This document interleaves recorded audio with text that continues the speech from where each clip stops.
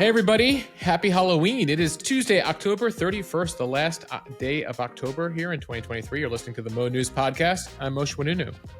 And I'm Jill Wagner. This is the place where we bring you just the facts. And we read all the news and read between the lines so you don't have to. Jill, I'm just munching on some Sour Patch Kids here, trick or treat from our offices in WeWork.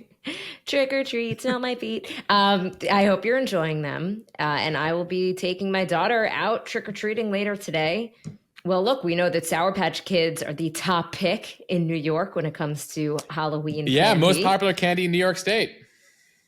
And a few others. I know you did some digging into candy corn. What can you tell us? Yes, we've been polling the Mo News audience. We were trying to get to the bottom of the mystery as to why candy corn is the top seller, it appears, in the state of Utah. And I heard from a lot of Utah residents, we have a lot in the Mo News community, who say, candy corn's used for home decorations. Yes, I heard this too. As I said on Instagram, people adorn with the corn. So that was the theory as to why it's so popular, that people are not eating candy corn in Utah, but using it for home decor. Though we did do a full poll in the Mo News audience as of this recording, about 20,000, just under 20,000 people have voted. And right now, 42% say they scorn the corn, negative. 30% believe that eating candy corn should be the norm. So 1 out of 3 people. And 22% torn about the corn was our answer there. So it appears majority of people against candy corn, but actually has more fans and people split than I thought. And I guess that is one of the reasons why it remains a top 10 candy here in America, Jill. Some original research here at Mo News. Moshe, we only cover the really important stuff here on the podcast. Jill, I should add, just because I mentioned at the top, we're recording from WeWork here. We have a special deal with WeWork. We moved in here earlier this year. They're a partner of ours, and they're offering a deal to the Mo News listeners. If you're looking for an opportunity to rent a desk or rent long-term offices, depending on how big your business is, they're offering 20% off your first 6 months of WeWork All Access. There's a code, MoWorks20. The details are in the show notes. You can head over to we.co/MoWorks20. Again, link in the show notes. All right, let's get to some headlines here. President Biden issues the country's first executive order about AI. What exactly is in it? The latest from the Middle East, an update on some of the hostages. Back here in the U.S., General Motors reaches a tentative agreement with the UAW, potentially ending the 6-week strike. Plus, an Illinois man pleads not guilty to hate crimes and murder charges in an attack on a Muslim mother and her 6-year-old son. Mexico still cleaning up the damage in Acapulco after Hurricane Otis, and the death toll there continues to climb. In other news, Sesame Street is getting reimagined for season 56. Wild to think, Jill, that show started back in 1969. And my daughter loved it, actually, at a time. Well, Moshe, they know what they're doing. And Moshe is on this day in history. Scaramouche, Scaramouche, will you do the fandango? Do you know the next line, Jill? Thunderbolt of lightning, very, very frightening. Galileo. I can't get that high. All right. Well, we've blown it. That's what's in On This Day in History, among other topics. So stay tuned to the end for a little bohemian action.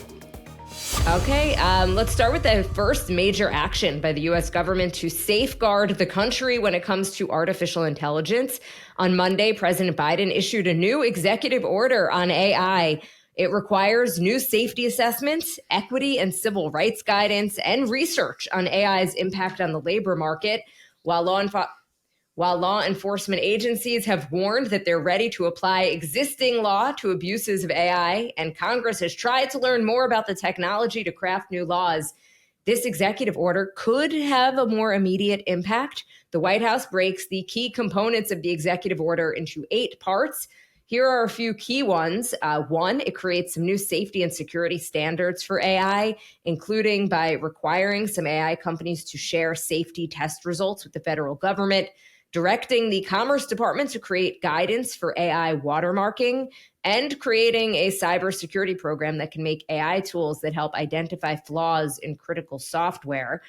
They're also looking to protect consumer privacy, including by creating guidelines that agencies can use to evaluate privacy techniques used in AI. And 3, protecting consumers overall by directing the Department of Health and Human Services to create a program to evaluate potentially harmful AI-related healthcare practices and creating resources on how educators can responsibly use AI tools. I feel safer already, Moshe. An executive order, Jill. I mean, this is a start. We've been talking about how the federal government is behind the 8 ball here and frankly isn't in charge here. These are private companies developing AI, but clearly they know they need to do something here. Congress also needs to get in on the act. We covered the hearings earlier this year where even the AI companies are like, please regulate us. Please create some rules so we all have to play by the same rule book here. Among the things you mentioned there, watermarking AI, all these fake videos and audio clips. How do you tell real from fake? Well, watermark is going to help here. Also, some transparency on what's going on. One interesting thing too, Jill. I mean, there's so many components to AI. In this executive order, they're talking about supporting workers here to give a sense of market implications. How many jobs will be lost to AI, and what will those people do? How do you retrain them for this new economy? I mean, this is on par with the Industrial Revolution or the advent of computers. A lot of jobs will go by the wayside that currently exist. So the government's trying to get their head around it. They're also talking in this order about international partners here to implement AI standards globally. That's a big issue. Really, what this order is about, big picture, is ensuring that AI is trustworthy and helpful as opposed to deceptive and destructive.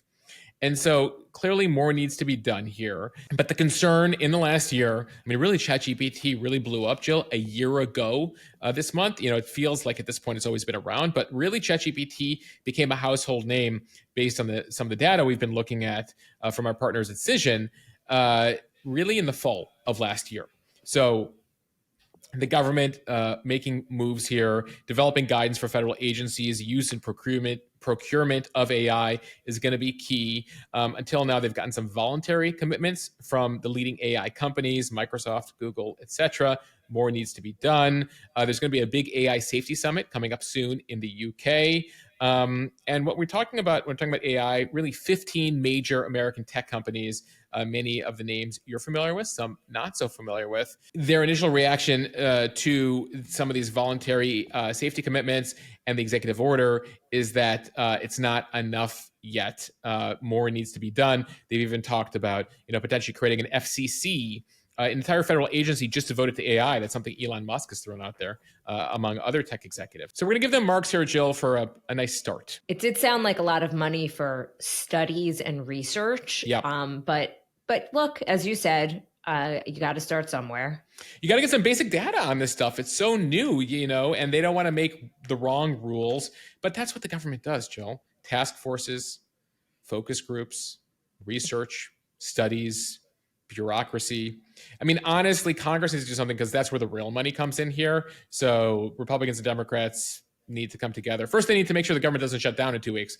And then they got to figure out AI and healthcare and the national debt and all the other things they should be doing over there on Capitol Hill. All right, now to the Middle East, where we do have a couple of updates on a few of the people taken hostage by Hamas during their attack on October 7th. First, Hamas released a new hostage video showing 3 women that were taken hostage. The women are sitting next to each other. One of them is issuing this impassioned message directly to Israeli Prime Minister Benjamin Netanyahu, criticizing him for failing to prevent the Hamas terror attack and for failing to secure the release of the captives. Of course, it is not clear how much of her statement may have been directed by Hamas. So we got to take it all with a grain of salt, I guess. Right. These 3 women were abducted, watched their neighbors, family members get killed. They've been held in tunnels under Gaza for 3 weeks. And so Hamas put out this video. We've been talking about this, part of the psychological warfare as Hamas tries to divide Israeli society. And so here you heard one of the women screaming at Netanyahu, effectively, free us now, free their civilians, free their prisoners, free everybody. Hamas has said they would free the 200 plus hostages if Israel emptied its prisons. Many of those people held in Israeli prisons are Hamas fighters, people who've committed murder or attempted murder, etc., among other folks. So Israel has said that's a non-starter. clearly Hamas trying to use some of the hostages themselves here. Israeli officials also say that a German Israeli woman who was kidnapped by Hamas from that Nova music festival was found dead in Gaza. The Israeli Foreign Ministry saying that the 23-year-old Shani Luke was kidnapped at the festival and, quote, tortured and paraded around Gaza by Hamas terrorists.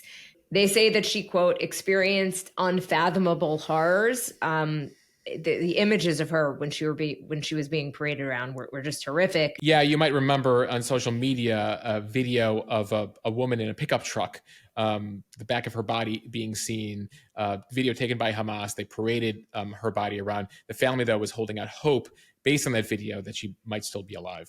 Needless to say, Israeli officials were able to ID her based solely on a piece of her skull that was found in Gaza. So just really horrific stuff there. And then finally, some positive news. The IDF says that they were able to rescue a female Israeli soldier who had been kidnapped by Hamas during their ground operations in Gaza. The IDF adding that, quote, the soldier was medically checked, is doing well, and has met with her family. Yeah, we posted a photo on Instagram of the soldier, Ori Magidish, who was rescued, reunited with her family. A very powerful moment. Not many details here, except that, we have learned that it took place at some point in an overnight raid over the weekend. They were holding her solo. Of course, there's still more than 230 hostages, they believe, being held in Gaza, but a small victory here. She was part of the unit that was on the border that as Hamas came over on October 7th, where they killed a whole bunch of soldiers, civilians, and then, of course, abducted a whole number of them. I mentioned the Hamas offer to release the hostages in exchange for incarcerated Palestinians. That's a no-go right now. The head of the Mossad, Israel's CIA, actually traveled secretly over the weekend to Qatar, it turns out. Actually, it's not so secret now that the meeting has been leaked. But he's been Once we're reporting it here on the Mo News podcast. Let me tell you what the Mossad is up to. The secret Mossad, they did a secret trip over the weekend. That's not so secret. Meeting with Qatari officials. Remember, Hamas has leaders in Qatar, and Qatar has been trying to negotiate a larger exchange here. Notably, Jill, Hamas was in Moscow last week meeting with Iranian and Russian officials, and there are reports that the Russians are trying to get out 8 of their hostages, or Russian Israelis, and there's Israeli media reports that they might be giving Hamas weapons in exchange. So that's another thing to watch out, especially as there are hostages being held from more than nearly 24 countries currently in Gaza. It does come as there's larger ceasefire calls for an end to the war from humanitarian groups, Arab countries, as well as some European, Latin American, and African countries. Israel, the U.S., others are rejecting that so far, saying that there will be no ceasefire while hostages are still being held in Gaza, and that effectively any ceasefire is a surrender to Hamas. That will not happen. That's what the Prime Minister of Israel said on Monday. Hillary Clinton, incidentally, said the same thing over the weekend, saying that anyone who's calling for a ceasefire doesn't understand the Middle East, doesn't understand that that'll only strengthen and embolden Hamas. Netanyahu, for his part, back in Israel, saying that would be like asking the U.S. for a ceasefire after 9/11 or after Pearl Harbor, continuing to draw a connection there. So it comes as Israeli tanks and soldiers continue to enter into Gaza. They entered the outskirts of Gaza City on Monday. They reached the main highway that connects the north to the south. Gaza is 25 miles by 8 miles, so they reached the 25-mile highway, basically. And the forces are so close, they're now calling in airstrikes on Hamas targets inside Gaza City. That's where the headquarters for the terror group is. It's also the home of more than 1 million Palestinians, a couple 100,000 who are left there because the vast majority have now left for southern Gaza, which the Israelis have been pushing for a while. So they're gradually taking, as we said on yesterday's pod, meter by meter here, yard by yard of Gaza, and the campaign continues. It comes as Hamas announced on Monday that the death toll has surpassed 8,000 people. That includes both terrorists and civilians inside Gaza. The death toll on the Israeli side is 1,400. And the Israelis say in the last few days they've struck more than 600 militant targets. But of course, some civilian infrastructure has been destroyed in that process. And you've continued to see the humanitarian crisis unfold there, given that in many cases the group operates within civilian infrastructure. So right now, the Israelis have been calling for all 10 hospitals inside northern Gaza to evacuate. Staff there refuse to leave, saying the evacuation could mean death to some patients on ventilators and others. So these airstrikes are getting closer and closer to some of these hospitals as the Israelis move in there. We told you last week the Israelis put a presentation together saying Hamas actually has a headquarters underneath one of the largest hospitals in Gaza. So a very, very difficult situation as this war unfolds. Sadly, for many of the residents of Gaza, it has made them homeless or put them in UN camps in the interim. And the White House on Tuesday responding to a wave of rising anti-Semitism on college campuses. Specifically, they are trying to ease the fears and concerns of some Jewish students. Over the weekend, a series of severe anti-Semitic threats were made against Cornell University's Jewish community. Somebody wrote in a chat room, "Watch out, Jews, jihad is coming." Another read, and I actually, Moshe, don't want to read what the others read because they're just horrific. So I don't want to even put that out there. But the FBI is now investigating these threats and has vowed to track down the individuals behind them. It will be curious to see if they're able to do that and what happens. We have a lot more on the situation on college campuses in today's newsletter. A lot of people have reached out to me and to Moshe, actually, with really kind words on Instagram anyway, about this rise in anti-Semitism. We spoke about it yesterday, asking what they can do. And I would just say on a personal note, just asking that question to me is incredibly meaningful. So thank you so much for caring enough to wonder what you could possibly do to make a difference. Moshe and I were talking about it. There isn't really one clear thing to do.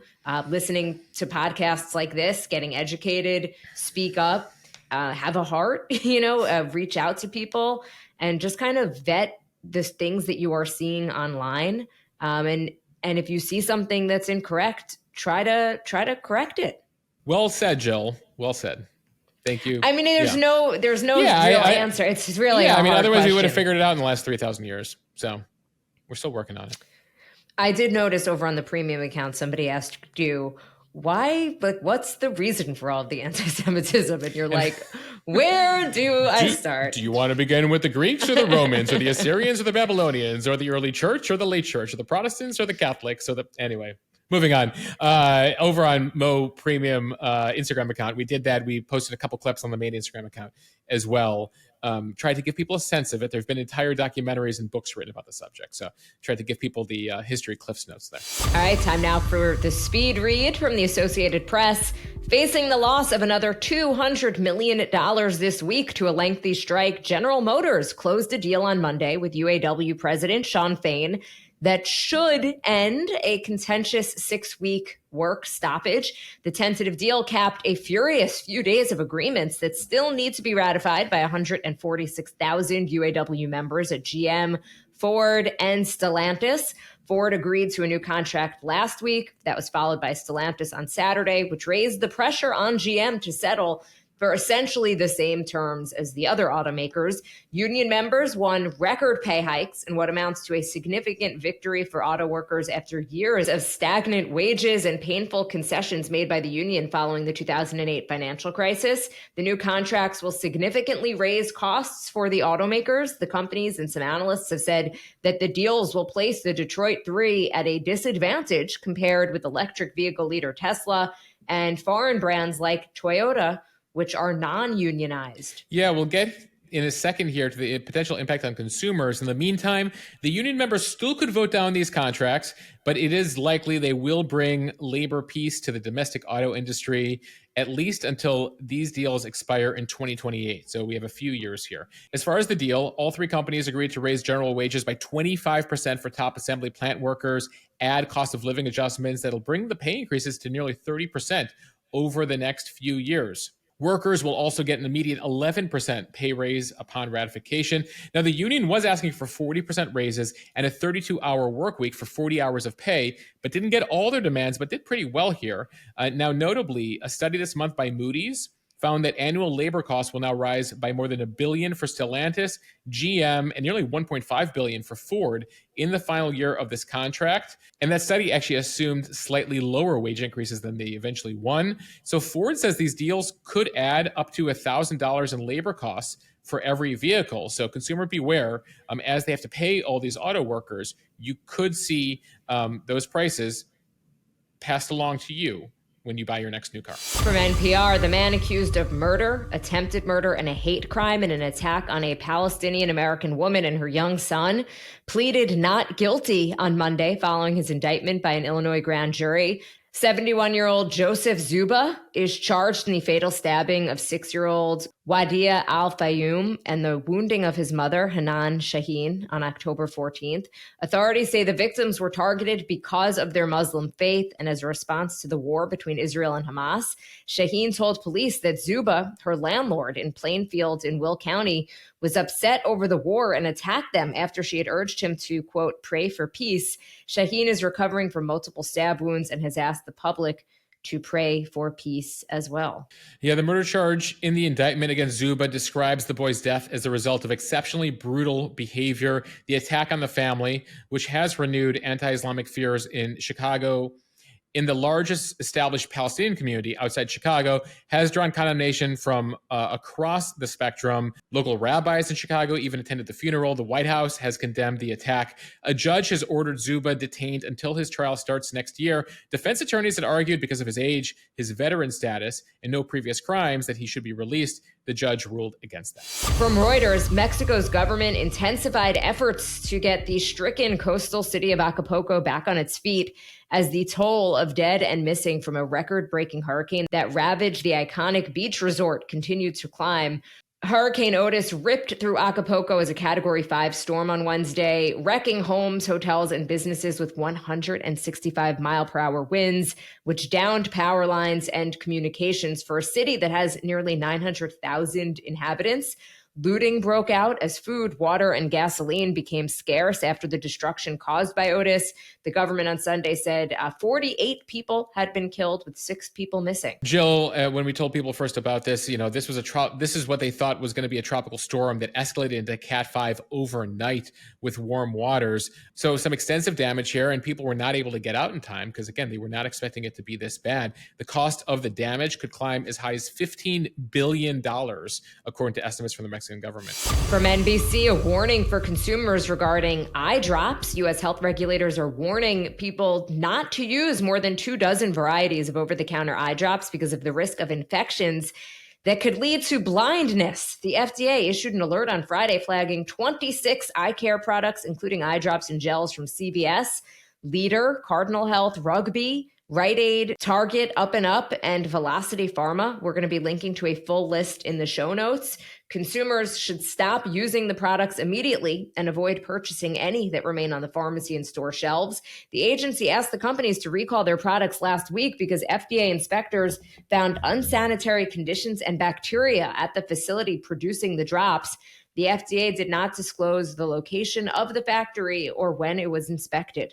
Yeah, and the FDA, we should note, has not received any reports of infection yet associated with these products, but it is encouraging healthcare professionals and patients to report any cases to the agency. They're trying to get ahead of this. Earlier this year, federal officials linked an outbreak of drug-resistant bacteria to eye drops from 2 companies, EzraCare and Delsam Pharma.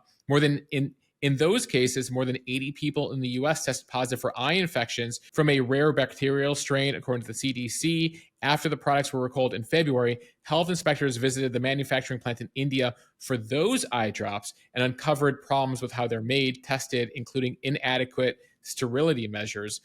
So be on the lookout here. Again, we'll put the full list of these eye drops in the show notes.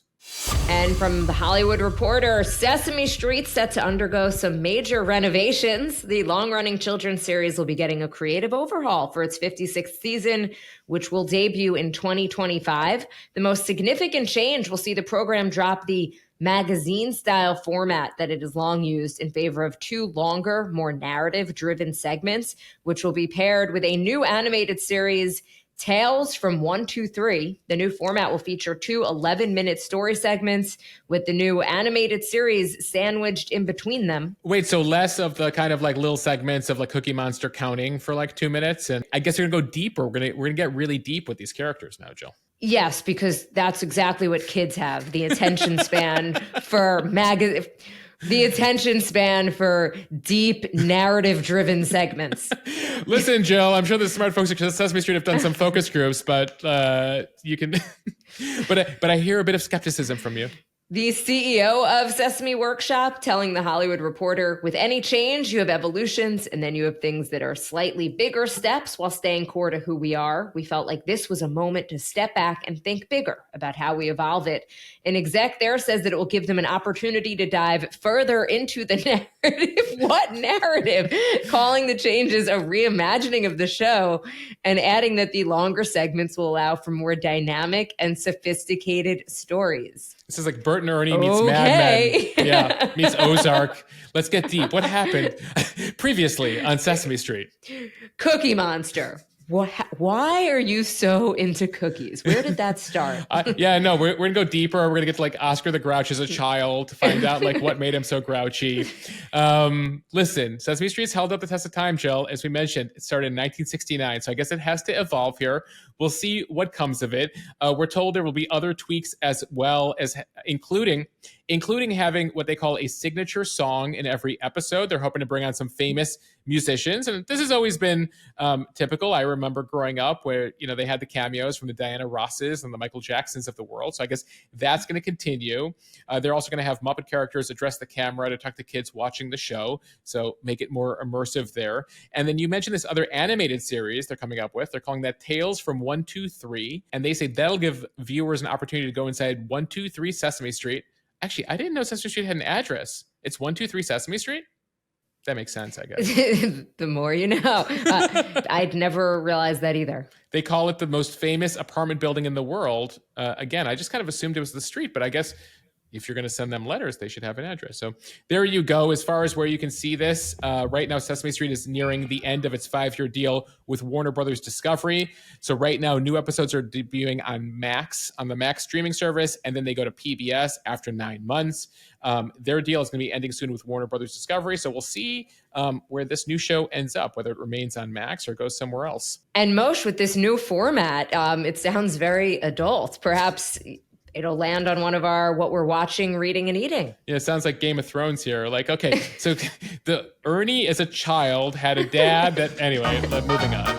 Let's go to On This Day in History. We're going to begin in the 16th century, as we sometimes do. According to tradition, on this day in 1517, Martin Luther posted his 95 Theses on a church door in Wittenberg, Germany, a manifesto criticizing the Catholic Church for, among other things, priests asking money for forgiveness and a variety of other issues he had that would turn into the Protestant Reformation, the split of the church, etc. On this day in 1517. All right, fast forward to the 19th century. On this day in 1864, Nevada, not Nevada, becomes the 36th state in the U.S., and the Nevadans, they're very proud of that, and they get very antsy when you mispronounce it, which I think I've done, Jill, I know you've done. Because I think some of us on the East Coast like to call it Nevada, even though it's Nevada. So I did it years ago when I was the Money Watch reporter for CBS. I used to work with a station that was in Vegas, Nevada. And I think the first or second day I must have mispronounced it on air, calling it Nevada. And the producers were like, Nevada, Nevada. So I heard from them, and I on Twitter, people had messaged me. So I have really tried not to make that mistake, because you should pronounce names the way people want you to pronounce them, France, right? España, Mexico. I guess we can draw a line. Jill, fun fact about Nevada. It has the city with the most amount of hotel rooms in the world. Las Vegas has 170,000 hotel rooms, followed just slightly by Orlando. So fun fact today. Most hotel rooms, 170,000 in Vegas. Wow. All right. On this day in 1941, after nearly 15 years, Mount Rushmore opens in the Black Hills of South Dakota. Of course, that sculpture includes 4 presidents: George Washington, Thomas Jefferson, Teddy Roosevelt, and Abraham Lincoln. Donald Trump famously said a couple years ago he believes he should be up there. as well. Though we should note, controversial, still protested to this day. The Black Hills, where Mount Rushmore is located, were sacred to the Lakota Sioux Indians, who were the initial residents of that area. The U.S. government, back in 1868, made a treaty with the Sioux, which promised that they could keep the land. That lasted like a couple of years until gold was found, and that's when the U.S. government forced the Sioux Indians out. And to this day, there's a lot of indigenous groups that take issue with the fact that Mount Rushmore was built on this sacred land. All right, we're going to end here with a bit of pop culture news, as we mentioned at the top. Scaramouche, Scaramouche, Galileo, Galileo, Galileo, Galileo, da, da, da, da. Jill, on this day, 48 years ago, Bohemian Rhapsody was released by Queen. Classic song, so many parts. I mean, you really feel like the song itself feels like a movie. A roller coaster of emotions, and one that record producers were skeptical of. It was just that the band itself was pushing for it. Yeah, I mean, it was extra long. Jill, it got this extra, I mean, it did well in the 70s, and it got this extra boost when Wayne's World came out in the early 90s, the famous scene of them rocking out to it in the car. So it got another lease on life there. And then, of course, the Bohemian Rhapsody movie that came out a couple of years ago. So Freddie Mercury and Queen with their big hit today. And one other song that you will often hear at karaoke places. Oh, living on a prayer. Halfway there. Yeah. 37 years ago, Bon Jovi released Living on a Prayer. Jill, famous line, we're halfway there. But actually, when it comes to this podcast, we're all the way there. We are donezo, as we used to say, or I think I still say it. Short story to end the podcast. My husband and I got invited to an 80s cover band. And I was like, oh, I hate 80s music. Blah, blah, blah. Apparently, I don't hate 80s music because I was front row bobbing my head like this. And the people that we went with were like, somebody clearly doesn't hate 80s music. Wait, why did you decide you hate 80s music? I feel like all we do is talk about 80s music on this podcast. There's a certain genre of 80s music that I don't like that's a little bit harder. Like the White Snake stuff? Yeah, I don't even know what it's like. It's like the techno-y kind of like, I don't know. There's a certain 80s music style that I'm not loving. Yeah. But I was clearly was very into this band. It's called Jesse's Girl. They're so good. We've done the whole history of Jesse's Girl on this podcast. For those who know, those who listen, we did. Who was it actually written about? His buddy wasn't Jesse. But Rick Springfield changes it to Jesse because he was actually writing about his buddy's girlfriend, how he coveted her. Jill, there's a lot of scandals. The scandal. All right, Jill, I Googled it real quickly. It was Gary's girl, but he had to change it to Jesse's girl. It was actually Gary's girl. Jill, there's a lot of genres of 80s music. I love the saxophone of the 80s. Like there was a period of time between 82 and 85.